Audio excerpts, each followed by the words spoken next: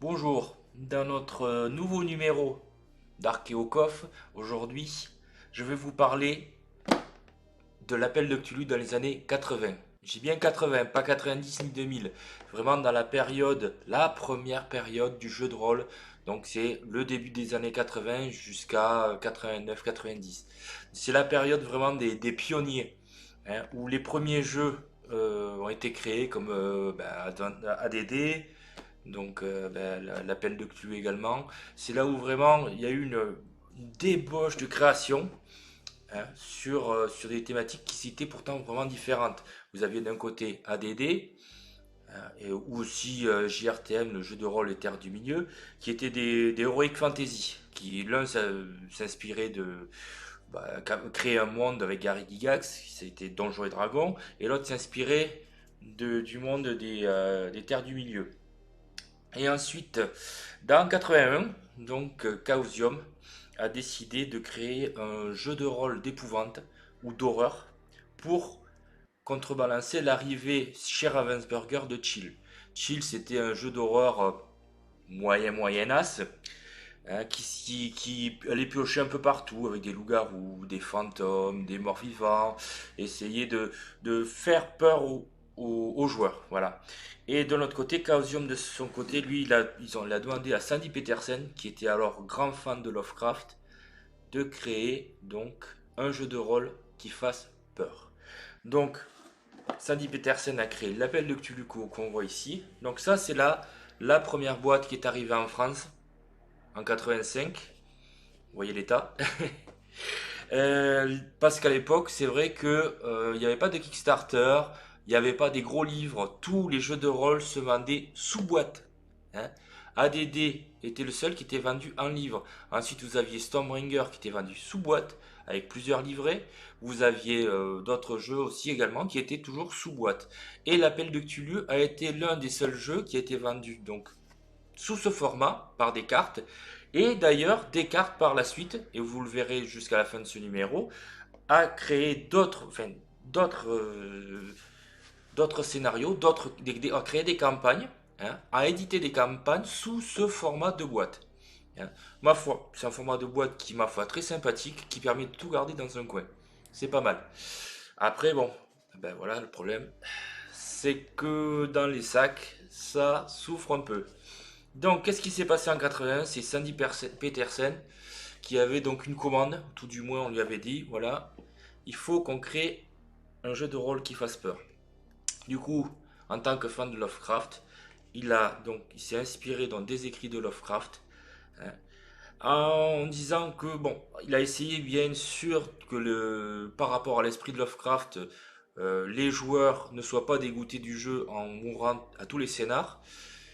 Et aussi, ce qui est bon, en allégeant un peu, on va dire, en essayant que ça soit moins dangereux. Bon, il n'a pas réussi parce que c'est très très mortel. Et ensuite, ce qu'il a introduit aussi, et ça c'est la notion, hein, propre à l'appel de Cthulhu, qui ensuite va être repris, mais partout à foison, c'est comment faire pour que le joueur ait peur. Mais c'est facile, on lui fait un système où il a comme des points de vie, mais pour sa santé, pour son esprit, sa santé mentale. Ça a été le concept de santé mentale qui a été créé par Sandy Petersen pour l'appel de Cthulhu. Du coup, là, le joueur, plus sa santé mentale baisse, hein, voilà, là, il va commencer par exemple à 70 de santé mentale, plus sa santé baisse, plus il va avoir des folies. Donc, du point de vue roleplay, c'était tout bonheur, tout bon. C'est-à-dire, il fallait gérer le fait que son personnage petit à petit s'usait et ne pouvait pas en plus très facilement remonter sa santé mentale. Donc même s'il remontait sa santé mentale, sa folie restait. Donc c'était un concept qui faisait qu'au bout d'un moment, on pouvait avoir des personnages paranoïaques, d'autres qui avaient peur de la nuit, d'autres qui avaient peur de la foule. Oh, il y a des folies, il y en avait plein. Et donc l'idée, ça a été vraiment ça, le point de santé mentale. Deuxième chose qui a défini vraiment, vraiment, qui a fait la différence, c'est tout ça. Tout ce stock, vous voyez ici, de compétences. Car le héros est un investigateur. Donc, qu'est-ce qui définit un investigateur? Ce sont ses compétences en trouver objet caché, ses compétences en photographie, ses compétences en, en camouflage, tout un stock de compétences et de sciences qui permettait pendant la partie de vivre pleinement son investigateur. Hein.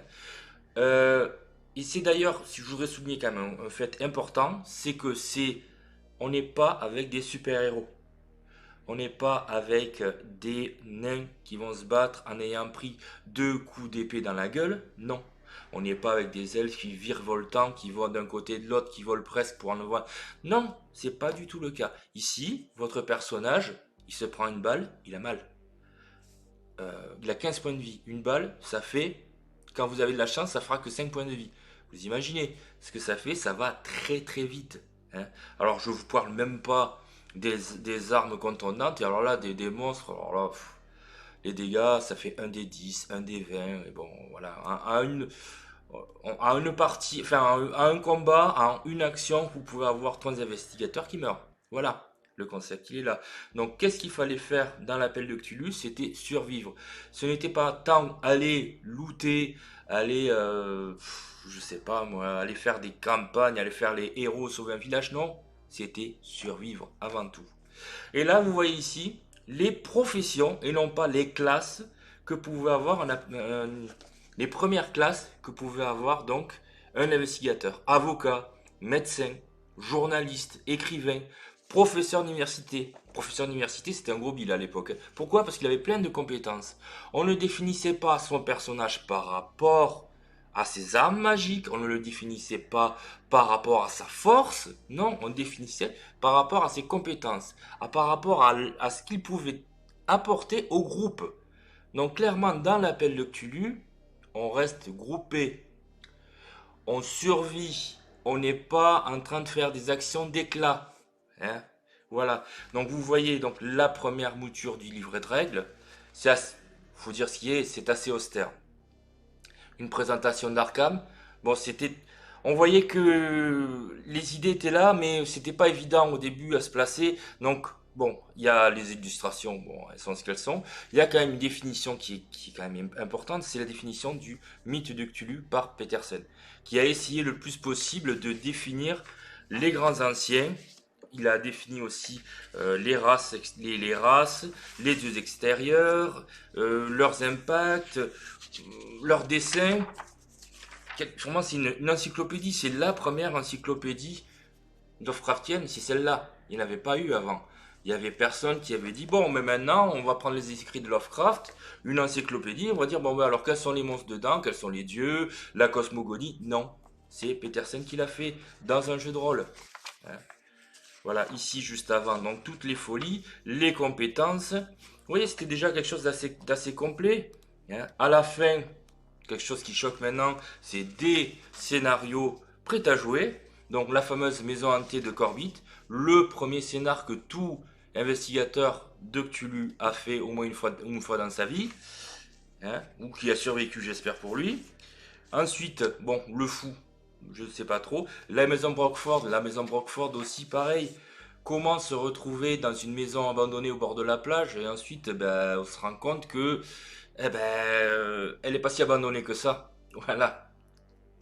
Donc, voilà, vous aviez ça dans la boîte, plus un guide des années 20, un guide des années 20 de contexte, avec à la fin bon, des descriptions, mais ça faisait un peu encyclopédie de l'étrange, comme vous pouvez en tourner à l'époque.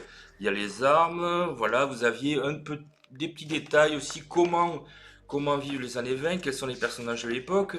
Bon, c'est clair que ça valait pas un cours de 15 heures à la fac sur les années 20 aux États-Unis, mais bon, ça faisait le café, ça permettait de se lancer comme ça dans le fait d'être un meneur.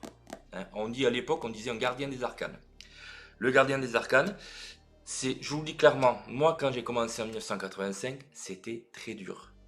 Moi je comprenais pas comment ça se faisait que les autres meneurs de jeu, les autres maîtres de jeu n'avaient aucun souci, hein, pour faire des descriptions, n'avaient aucun souci pour impliquer leurs personnages, pour que leurs joueurs reviennent. Mais c'est facile. Moi aussi, c'était pareil.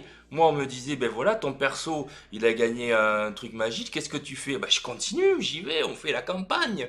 On va détruire Lord, le seigneur maléfique, il n'y a pas de souci. Là, non.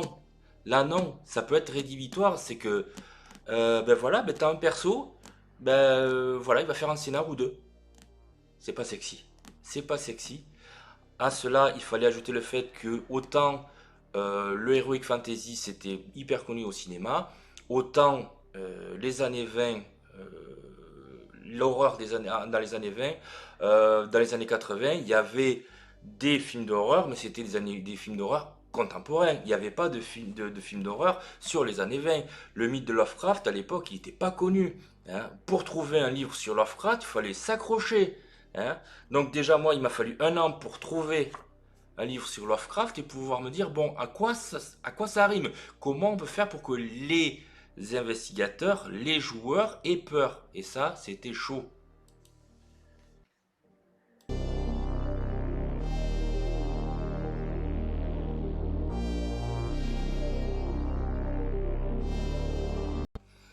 Donc là, du coup, je vais vous montrer un peu tous les suppléments. Alors, aussi, faut dire quelque chose, c'est que Descartes a fait du super taf.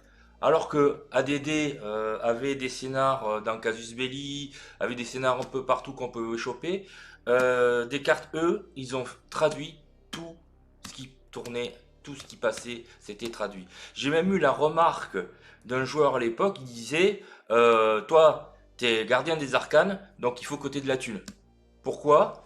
Ben parce que, je vous dis, c'était dans les années 80, il y avait tout ça. Hein, quand on arrivait au magasin, vous aviez de l'ADD, vous aviez peut-être un scénar ou deux, et vous aviez ça pour l'appel de Cthulhu. Sans compter les boîtes que je vous mettrai plus tard. Donc c'était quand même énorme. Hein. Alors, voilà, j'en ai chopé une. Les autres, en fait, ont été un peu les victimes de différents déménagements. Donc voilà, je vous montre donc l'écran folklore de l'époque. Bon, qualité, elle est ce qu'elle est. Avec d'un côté Rier, de l'autre côté donc un homme en train de lire le Necronomicon, Irem, la cité des piliers. Donc déjà, le dessinateur qui a fait l'écran, avec Tully au milieu, savait de quoi il parlait. Et ça c'est vraiment sympa déjà. Hein. Ensuite, nous avions un petit scénar français à l'intérieur. Français, messieurs, dames. Français. Qui vaut ce qu'il vaut. Hein, c'est le souci qu'on a pu avoir souvent au niveau des créateurs de scénar, c'est que ces personnes ne connaissaient que de façon succincte le mythe.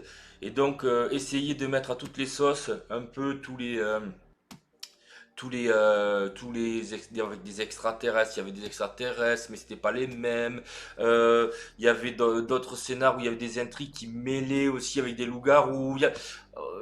On va dire que les créateurs enfin les écrivains, les créateurs de scénar à l'époque avaient une fâcheuse tendance à essayer de ramener à tout prix vers nos connaissances de l'époque, c'est-à-dire ben, un extraterrestre, ben, c'était un extraterrestre à 8 bras une espèce de combinaison cosmonaute, c'était voilà, qui était en conflit avec les Fungi de Yugot qui eux étaient vraiment des créations Lovecraftiennes.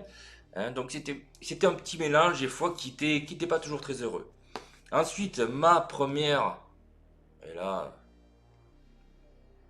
quand on voit ça, quand on voit ça, on a 13 ans, on arrive chez le vendeur, on arrive chez monsieur le vendeur de jeux de rôle et qu'on voit ça, on se dit, on va se régaler. Eh bien, on s'est régalé, malgré le fait que souvent on est dit que les hommes de Yog-Sothoth étaient, bah déjà, bon, faut dire ce qui est, le seul souci aussi sur les campagnes, c'est que entre le titre et le contenu de la campagne, des fois, c'est pas ça. Mais c'est pas grave, on leur pardonnait ça parce que les hommes de Yog-Sothoth, c'est vraiment la première campagne que j'ai faite. Et en fait, c'était une accumulation de scénarios qu'on pouvait aussi bien utiliser les uns indépendamment des autres ou en campagne. Donc c'est la première fois où on parle de l'ordre hermétique du crépuscule d'argent. C'est quoi cet ordre hermétique? C'est les gros méchants, c'est la société secrète qui ensuite va être utilisée dans Horror Arkham, dans tous les jeux de plateau qui s'inspirent du mythe de Cthulhu. L'ordre hermétique du crépuscule d'argent, ça apparaît. C'est un ordre qui est de style franc-maçon, mais qui en fait adore Cthulhu, tout simplement. Et donc, Regard dans le futur, c'est également la même chose. Les sorciers de Caniche, c'était l'un des premiers scénarios que j'ai fait jouer. Une catastrophe. Soyons clairs, une catastrophe. Comment impliquer des joueurs, alors qu'on avait 13-14 ans, à se balader en Écosse et à pouvoir savoir que là où on se trouvait, il y avait des personnes qui adoraient donc les grands anciens et allaient déterrer des artefacts. Et ça, mes joueurs ne sont pas arrivés, ou tout du moins, ils n'ont pas bien compris. En plus, toujours pareil, quand on a 6 personnes, on a 6 méchants qui, quoi qu'il arrive, vous tirent dessus, vous êtes 3, ben, il y a 6 balles d'un côté, 3 balles de l'autre. C'est tout. C'est déjà réglé. Donc même en étant maître et en essayant de plus possible d'aider les joueurs, à un moment ou à l'autre, ça fait mal. Donc surtout quand on a des joueurs qui sont habitués à foncer, c'est pas évident. Voilà. Donc, mais c'était quand même, c'était vraiment, on va dire que ce scénar, c'était le premier que, bon, j'ai planté, mais c'était un très bon scénar parce qu'il s'est inspiré du repère du ver blanc. Le repère du ver blanc, c'est une nouvelle de, du créateur de Sherlock Holmes qui était vraiment pas mal. Le Canyon du Diable, par contre, vraiment, on voyage. D'abord, là, on était à Boston. Ensuite, on a été ici en Écosse. Et ensuite, on se retrouve où? En Californie, dans un lieu de tournage au fin fond de la Mesa, dans un canyon, dans un vieux canyon, où en fait, il s'est passé, il y a eu des soucis de la création d'un film. Et on vient pour enquêter. Il y a eu des suicides, il y a eu enfin, dans les années 20. Donc ça, c'est vraiment, moi, en tant que fan des films de l'époque, c'était un vrai bonheur. C'était vraiment un vrai bonheur. On travaillait, on aurait dit que qu'est-ce qui serait passé si dans un film de Rudolph Valentino, on avait commencé à avoir des soucis assez importants. Voilà, qu'est-ce qui serait arrivé. Donc c'était vraiment, celui-là était vraiment génial. Hein. Ensuite, qu'est-ce que on a juste après? Bon, il y en a qui sont un peu moins bien, hein, le verre qui marche est un peu moins bien. Et ensuite, on arrive sur les guetteurs de l'île de Pâques. Et là, bon, hein, je vous en dis pas plus. Je vous signale juste que l'île de Pâques se retrouve presque pas trop loin du point Nemo.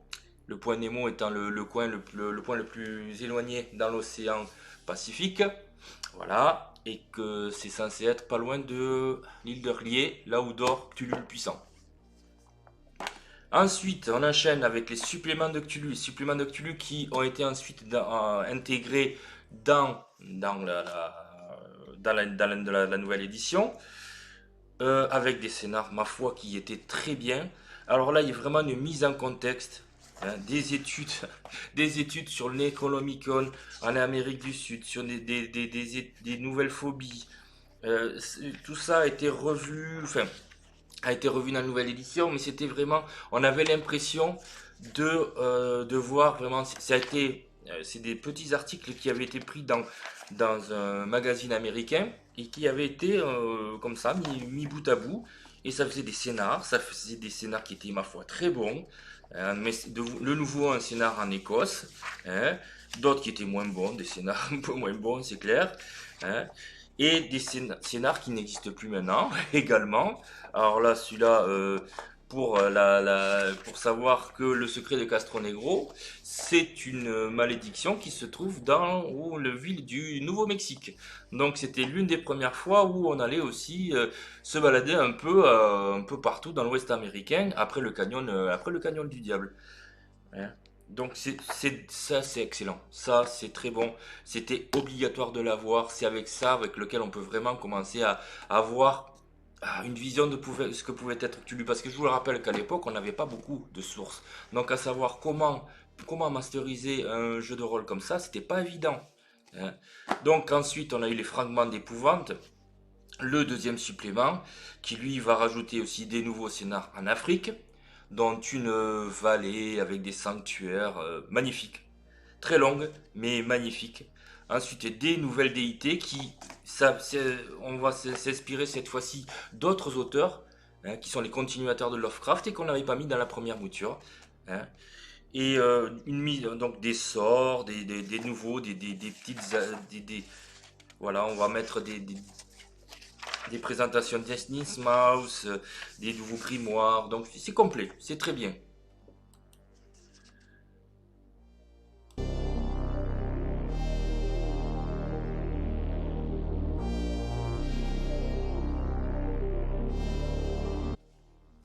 Donc là, on est sur l'asile d'aliénés. Donc là, c'est de nouveau des scénars indépendants qui, ma foi, c'est surtout des scénars pour meubler les campagnes. Parce qu'on était censé, à l'époque, créer ses propres campagnes. Moi, je voudrais bien savoir qui a réussi à créer une campagne de Cthulhu en s'inspirant. C'est pas évident. C'est pas évident. Autant une campagne d'ADD, c'est facile. Autant là, il faut que vous ayez vraiment une ligne directrice avec vos grands méchants. Il faut essayer. Enfin, c'est assez compliqué. Donc là, vous aviez donc l'asile d'aliénés, très bon scénar, qui permettait de voir déjà ce qui pouvait arriver à un docteur qui faisait trop d'expérience.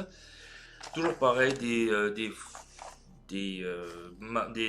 plans de Arkham. Là, une vente aux enchères qui se finit mal, en Allemagne. Non, le démon, c'était nul. Voilà. Ensuite, des tertres un peu oubliés. Non, ok. En fait, C'était, c'était vraiment pratique d'avoir ces petits scénars pour meubler ces soirées. Ou c'est plutôt ces deux soirées. Il y a toujours pour besoin de deux soirées. Les Fungi de Yugot, comment dire, une bonne campagne, correcte. Le seul souci, c'est qu'elle fleure bon les années 80. Hein, vous avez vraiment il n'y a pas de lien dans les premiers scénars. C'est-à-dire comment introduire les investigateurs à, à aller se balader aussi bien à Boston, hein, que en Roumanie.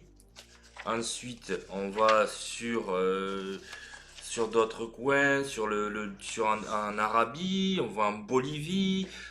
Pas évident. C'était pas évident, surtout avec, on va dire que le souci, elle a été rééditée, celle-là était bien. Kate Herbert aussi avait fait celle-là.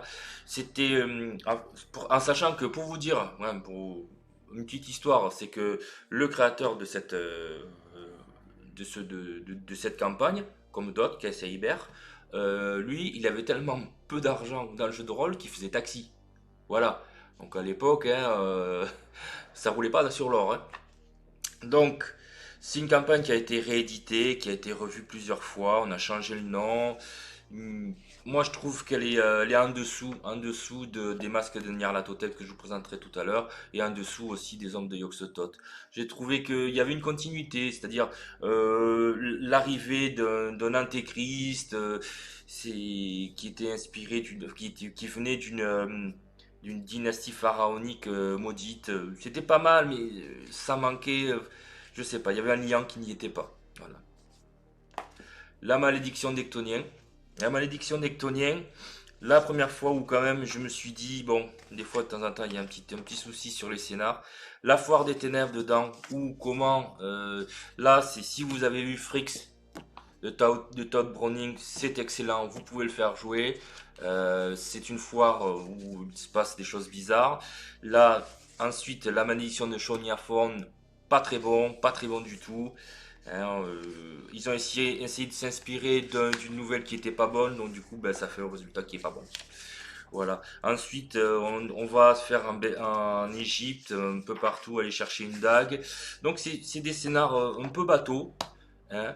Le seul qui sauve, moi je trouve, c'est le premier. En étant fan de cette ambiance, c'était vraiment pas mal. Je l'ai fait jouer deux fois. Et deux fois, il y a eu un très bon retour.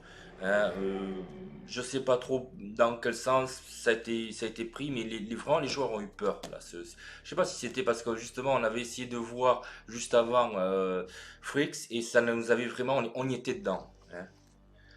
Alors, Murmure des profondeurs. Donc là, Murmure des profondeurs, je vais vous en parler avec À la recherche de Kadat. Pourquoi? Parce que ce sont des scénars qui ont été écrits par Tom. La Tom. Tom, c'était des écrivains de scénar, mais qui n'étaient pas avec Chaosium. Et Descartes a décidé quand même de les éditer. Donc en fait, c'était un sous-traitant de Chaosium, un sous-traitant qui, malheureusement, on le dit clairement, n'était pas au courant du monde de Lovecraft, je trouve. Donc, ce qui fait que c'est des scénars qui sont... on sent que c'est assez inégal. Hein. Il y a des bonnes idées. Hein, il y a des bonnes idées. Sur le vaisseau fantôme, il y a une très bonne idée. C'est le fait d'atterrir dans un vaisseau qui est maudit. Ça peut être inspiré d'un peu Lovecraft, ça peut arriver. Mais c'est des fantômes. Et ensuite, Murmure des profondeurs est un très bon scénar. Mais c'est un scénar qui se passe sur l'île de Roanoke lors de la disparition d'une colonie au temps de Salem. Donc ça, c'était pas mal, mais ça n'a rien à voir avec Cthulhu. Voilà, c'est ce que je veux dire par là. Je veux pas être trop... mais ça faisait pas Cthulhu. Voilà. Ensuite, à la recherche de Kadat, je l'ai feuilleté, tout simplement. Typographie nulle, illustration nulle, intérêt nul. Voilà, c'était pas bon. Et on a ma petite perle, mon petit trésor. C'est pas un scénar, ça. C'est un livre dont vous êtes le héros. En fait, on se retrouve à se balader dans le Grand Nord, hein, pour essayer de survivre à une expédition dans le Grand Nord contre Itakwa. Itakwa, c'est le Wendigo.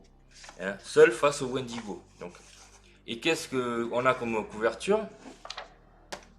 Un Wendigo. Eh bien, je vous le dis tout de suite, ce n'est pas un Wendigo. Selon les critères du créateur, enfin de l'écrivain, c'est pas Lovecraft, c'est une autre personne qui a créé le Wendigo. Ça, ce n'est pas le Wendigo. Ça, c'était un Wendigo de comics. C'est des comics de Marvel. Ça, c'est le Wendigo des comics de Marvel. Donc, en fait, voilà, le problème, c'est le problème qu'il y a quand on donne une couverture à faire à un illustrateur qui connaît pas le contenu ou l'a juste survolé. L'illustrateur, ben, on lui a dit Wendigo, lui il dit ah ben c'est le Wendigo qui est dans le Hulk numéro 152 qui se bat contre Wolverine, je vais le prendre. Non, c'est pas ça. Dommage. Et donc enfin, les années folles, le supplément français que tout le monde a adoré, sauf moi. J'ai pas aimé. J'ai pas aimé. Parce que je suis désolé, euh, le scénar est nul, clairement. Il est pas bon. Ensuite, c'est vrai que c'est pratique pour avoir une idée des années 20 à Paris. Ça, c'est clair. Le guide du Paris des années folles, ben, très bien. Sauf que il n'y a aucun rapport avec le mythe de Cthulhu là-dedans. Hein, il n'y en a pas. Hein. Voilà, tout simplement. Panorama des années folles, très bien. Mais je suis désolé, moi, les paris, ou tout du moins la France en horreur, eh ben c'est 1900 et c'est Maléfice. Je suis un peu sectaire là-dessus, mais il est clair que la France, c'est Maléfice. On ne met pas de Cthulhu en France. Ça passe pas les frontières. Voilà, c'est comme le nuage de Tchernobyl, je suis désolé.